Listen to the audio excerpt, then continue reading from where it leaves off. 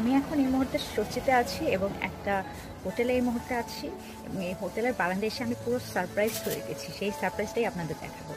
চলো।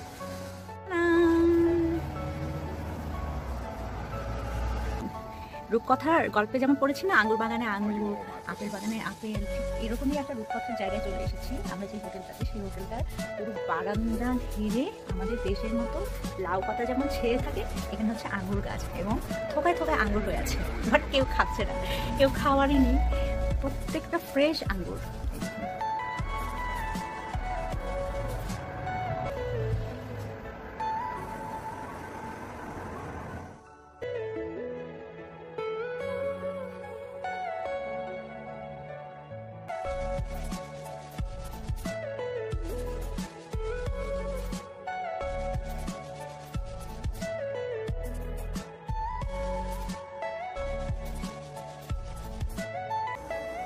গাছ থেকে পুরো ফ্রেশ খাচ্ছি, ফ্রেশ, একদম ফ্রেশ। কি বলবো, আঙুর আমার এমনিতেই প্রিয়। আমাদের দেশে যেমন কুমড়ো ফুল, কুমড়ো জোরে মাচায় থাকে, তেমনি এখানটা প্রত্যেকটা বাড়িতে হচ্ছে আঙুরের মাচা। কিন্তু আমি ভাবতে পারি যে আমরা যে হোটেলে উঠবো সেই হোটেলের বারান্দাতেই এরকম পেয়ে যাবো। দেখেন অসাধারণ।